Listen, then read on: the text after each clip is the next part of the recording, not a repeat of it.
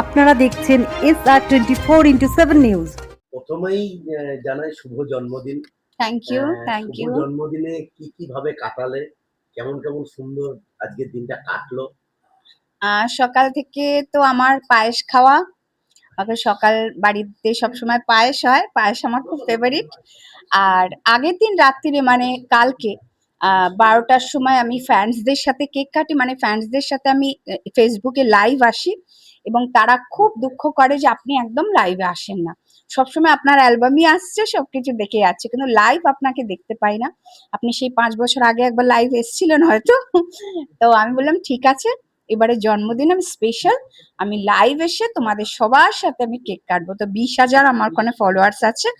তো আমি রাত 12টার সময় কেক নিয়ে বসে সবাইকে লাইভে ডাকলাম, সবাই এসছে, অ্যাব্রডে যারা ছিলেন তারাও এই দেশে সব জায়গায়, তারা সবাই অনলাইন হন। তাদের সাথে আমি ফ্যান্সদের ভালোবাসা আশীর্বাদ নিয়ে কালকে থেকে সুন্দর সময়টা আমি শুরু করি। তারপর সকাল থেকে তো আমার এই চলছে ফ্যান্সদের সাথে, তাদের ফ্লাওয়ার আসা, তাদের কেক আসা, তাদের এই সেই, তাদের সব বাধাই দেওয়া, আমাকে কনগ্রাচুলেট করা, হ্যাপি বার্থডে উইশ করা। তো সেই নিয়ে সারাদিন। তারপরে যেহেতু আমার গজলগুলো পরপর লঞ্চ হচ্ছে, সেই জন্য অত সময় পাইনি যে ব্যাংকুয়েট নিয়ে বড় করে করব, কারণ প্রায় আমি বড় করে করি। তো ব্যাংকুয়েট আমি নিতে পারিনি, যেহেতু বারবার আমাদের বসতে হচ্ছে, কথা বলতে হচ্ছে, ব্যস্ততার মধ্যে আছি। সেই জন্য ভেবেছিলাম বাড়িতেই করব সুন্দর করে। আমার সব মিডিয়া বন্ধুরা, আমার যে ইন্ডাস্ট্রি যারা আমার গানের সাথে জড়িয়ে আছে, আমার সাথে আমাদের টিম, তাদের ডেকে আমরা একটা ছোট্ট সুন্দর করে একটা ফ্যামিলি এনভায়রনমেন্টে আমি বার্থডেটা সেলিব্রেট করব। প্রিয় খাবারের মধ্যে তো আমার সবচেয়ে ফেভারিট প্রন। আমি কালকে রাত্রে আমার বন্ধু সবাই সেলিব্রেট করেছে একটা বড় রেস্টুরেন্টে, পুরো বেলুন টেলুন সাজিয়ে। তা আমরা বেশি জন ছিলাম না, 5-6 জন। তা সেখানে আমি প্রন খেয়েছি, সেখানে আমি ক্র্যাব খেয়েছি, আর সেখানে আমি ফিশ খেয়েছি, প্লাস প্রন ফ্রাইড রাইস খেয়েছি। আমার সবচেয়ে ফেভারিট হচ্ছে প্রন। তো আমি কালকে থেকে প্রন খেয়ে যাচ্ছি, তারপর আজকে প্রন খাবো। মানে এইরকম প্রন আমার ভীষণ পছন্দ, প্রন খাচ্ছি। আর পায়েস তো আমার ভীষণ পছন্দ, যখনই মানে সুযোগ হয় বাড়িতে পায়েস বানাতে বলি। আর আজকে পুজো করেছি সকালবেলা, রোজই পুজো করি, তবে দেবী মাকে অর্পণ করেছি সর্বপ্রথম পায়েস, তারপর আমি খেয়েছি। দেবী মার থেকে অনেক উইশ চেয়েছি, অনেক মনের ইচ্ছা, মনের আশা প্রকট করেছি যে দেবী মা আমাকে তুমি জন্মদিনে কি দিচ্ছ বলো। আমি তোমার সন্তান, মায়ের থেকে চাইছি মা আমাকে কি দিচ্ছেন। তো মা এখনো সিক্রেট রেখেছেন, মা আমাকে দেখাচ্ছেন যে দেখ তোকে কি কি দিতে পারি।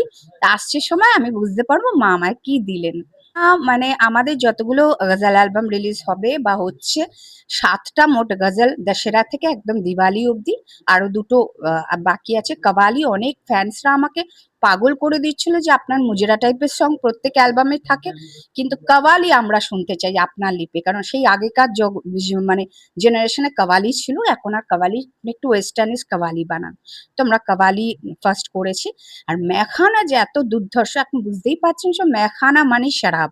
তা শরাবের যখন সময় আসে তো বেশিরভাগ লোক শরাবের উপরে অ্যাট্রাক্ট বেশি হয়। তো মেখানা সেরকমই শরাবকে নিয়ে গান। সেই জন্য এই গজলের উপর আমাদের ভীষণভাবে আশাবাদী আমরা। নওশাদ আলীজি মিউজিক করেছেন, সুসেনজিৎ রায় অ্যারেঞ্জমেন্ট করেছেন, মুনাবার রানাজি লিখেছেন, শাহবেলাবাদিজির থেকে রিলিজ হচ্ছে। তো মেখানা দুর্ধর্ষ। আমাদের যা মানে অ্যাজাম্পশন যে মেখানা সুপার ডুপার হিট হবে, আমরা সেইভাবে ক্যাম্পেনিংটা করব, বিশেষ করে মেখানা বেশি জোর দেবো। এবং আজকে যেহেতু আমার জন্মদিন, ওরা অন্যদিন রিলিজ করতে পারতেন, কিন্তু বম্বেতে বললো না আজকে সারপ্রাইজ দেবো আপনাকে, আজকের জন্মদিনে আপনার মেখানা রিলিজ হবে। মেখানে মে पैमाने हैं, हाथ में है शराब, मैं खाने में पैमाने हैं, हाथ में है शराब। बहुत ही प्यारा। और ये जो गीत है जनीवा जी गाई है, ये उनकी आवाज़ में बहुत ही सटबुल है और बहुत ही प्यारी आवाज़ है जनीवा जी का।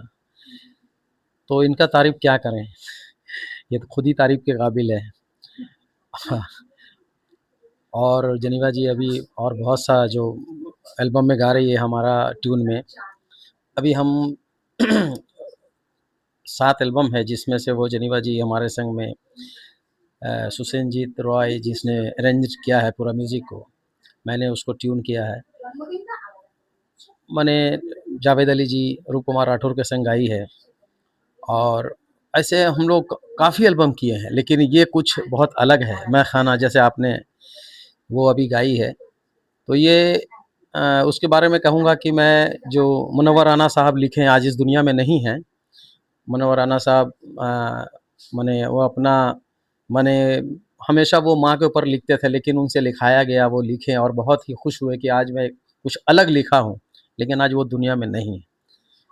तो ये रिकॉर्डिंग जब रिलीज़ हुई है, तो मैं मुनव्वर राना साहब को भी वो माने उनको क्या बोलें, और कि वो उनका रहने से बहुत अच्छा होता। काश वो इस एल्बम को अपनी नज़र से, अपने कानों से सुन सकते। देखिए, ये बस अब समझ लीजिए कि वो मंज़र आम पर आना चालू हो गया है, और उम्मीद है कि ये 2026 में पूरा कंप्लीट हो जाएगा। इसके कुछ वीडियो भी बनने वाला है, क्योंकि ये तो अभी ऑडियो रिलीज़ हुई है, अभी इस पर बैठकर काम चल रहा है। 2026 में उनका सारा मैनेजमेंट हो जाएगा। उम्मीद है कि लोगों के सामने आ जाएगा। मेरा नाम नौशाद अली है, और मैंने म्यूज़िक किया है, जिसमें एल्बम का नाम है मुंतज़िर, गुलनार, और आपका है संग दिल, जो जावेद अली और रूप कुमार राठौर गाए हैं जेनेवा जी के संग। और इसमें सोलो गाना है जो मुंतज़िर, अभी गुलनार सुने आपने, वो मैं खाना, उनका सोलो गाना है। और हमारे जो ये टीम वर्क है, हमारा जो संसुजीत राय है, वो बहुत ही अच्छा अरेंज करते हैं हम लोगों के संग, और हम लोग काम कर रहे हैं, आगे देखते हैं क्या होता है, क्योंकि लोगों को अच्छी चीज़ों की इंतज़ार रहती है कि वो मंजर आम पे आए और लोग उसे सुने और उसे पसंद करें। तो बस उसी पर काम चल रहा है हम लोगों का। এটাকে নিয়ে ১ম এ বলব যে আমি, নওশাদজি, জেনিভা আমরা ৩ জন অনেকদিন ধরে একসঙ্গে কাজ করি। যার জন্য আমাদের মধ্যে অদ্ভুত একটা কোঅর্ডিনেশন আছে, যেটা আমি বুঝতে পারি যে জেনিভা কিরকমভাবে গাইবে, না নওশাদজি কিরকম ধরনের সুর করে। তার ফলে কি হয়, যেহেতু একসঙ্গে অনেকদিন ধরে কাজ করছি, পরস্পরকে বুঝতে পারি, নিজেদের মধ্যে করে গুছিয়ে নেই। তারপর সব মিলিয়ে চেষ্টা করি এবার উম যারা শুনবেন, শ্রোতা যারা, তারা ভালো বুঝতে পারবে। খুব ভালো জায়গায় এটা যাওয়ার কথা। ১ম এ একটা জিনিস আমি বলব, সেটা হচ্ছে এটা না একটু গজল। আর গজলের শ্রোতার সংখ্যা এমনি মডার্ন সং এ আমরা যেগুলো শোনার যে লোকজন পাই, তার থেকে গজলটা একটু কঠিন ব্যাপার, একটু উর্দু মেশানো ব্যাপার, একটু বোঝার ব্যাপার। যিনি লিখেছেন তিনি তো অসাধারণ লিখেছেন। তার মানে মুনাব্বার রানা সম্পর্কে আমার কিছু বলার নেই। মানে ইন্টারন্যাশনাল পোয়েট বলা যেতে পারে। তো সেই দিক থেকে ওনারা অসাধারণ লিখেছে, এবং নওশাদজি খুব ভালো সুর করেছে। এবার আমি ম্যাক্সিমাম, মানে আমি যতটা ভালো করতে পারি আমি ট্রাই করেছি। এবার বাকিটা শ্রোতারা বলবে। এবার আমার মুখে আর মানাবে না। সেনজিৎ রায়।